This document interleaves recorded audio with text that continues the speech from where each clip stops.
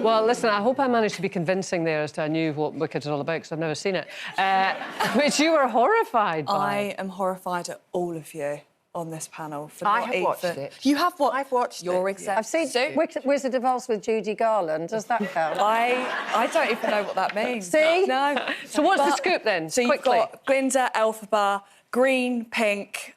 They're actually both quite good, but one's misunderstood and green, and everyone thinks she's nasty and evil, but she's not. She's just misunderstood, Kay. But why is she misunderstood? Because she didn't want to work with the wizard. Because Oh, so she has an opinion. Yeah, and she's female. God forbid, Jane. And yeah, everyone thinks she's evil because of it, and they blamed everything on her when it was actually the wizard. Well, you know what I find sad about this? But you know, everybody loves this film, and I have to say, I mean, how many people have read the book Wicked? No one. Really? No one. Yeah. And it's an amazing book. It's a political tome. It's an absolutely fascinating Well, book. I mean, we'll now go and watch it because it seems to sort of introduce the idea, which I like, that it is not as straightforward as good and bad. It's interesting you pick up on that, Jane. Is it because she's got an opinion? And, you know, for women, that can be the awful thing. Unless you sort of play nice and sit and smile, you can be seen as difficult. Yeah, oh, God, 100%. I mean, it's always good witch, bad witch. Well, no, there's actually a whole world in between that. And every single human being, right, has good points, bad points, whatever. So, but when you do this sort of very binary view of women, and I know this is a film, so that's a different thing. It's sort of like fantastical. But I do think generally, you know, women get a badder rap in terms of if they say they don't like something or they're quite forthright, it's the age-old tale of time. You know, if a man says his opinion, he's just being a man and he's being, you know, interesting and whatever. And if a woman does it, a bit aggressive, aggressive.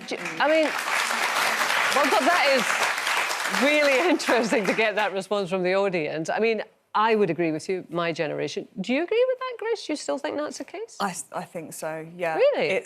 Yeah, even if, like, my generation, I think it just looks like you're whining or you're moaning. Or if you disagree with someone, it can make you look like a pick-me. That's a new thing. What's that? Brilliant. It is. So it's like... Welcome to Loose Women. If you're disagreeing with something, like a woman or something, against a man or whatever, it looks like you're being a pick-me to try and impress a man, when actually you're just probably having an opinion. God. So everything is in relation to the kind of male and all through the prism of the man. Yeah. What would we do without you? But on the change for good thing, I mean, have you ever been changed for good by an experience? I think, maybe not an experience, but I think people. Right. I think mine would be Miranda Hart. I think she was the first ever person, like, woman I saw on telly that was funny. And it, like, paved the way to be like, I could do this as a career because I've seen someone who is like me. And she was really tall. I'm well tall.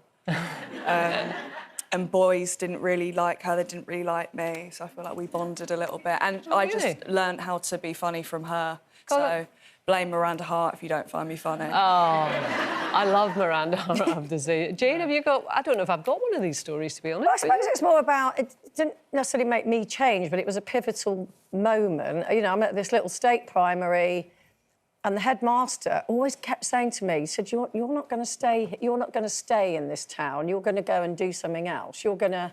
There's something about you that I think probably because my nickname in class was Mrs. Chatterbox. Right. Because I talked all the time and wriggled, and I was called Mrs. Wrigglebottom and all sorts. And I don't know, he just sort of thought, yeah, he just kind of... And so it was the first time I thought, oh, OK, so it's OK to not stay in this town and it's fine if you want to, but... But it gave you confidence. It gave me sort of like, oh, maybe I will go and do, you know, go out of this sphere of... Because the school was saying, you know, don't be a journalist, it's not a job for a woman, blah, blah, blah, when I got older. And I was thinking, well, why not? Yeah, absolutely. I feel a Hollywood movie coming on. I don't know where... I think it's been done 100 times. I wonder who'll play Mrs. Wrigglebottom. Yes.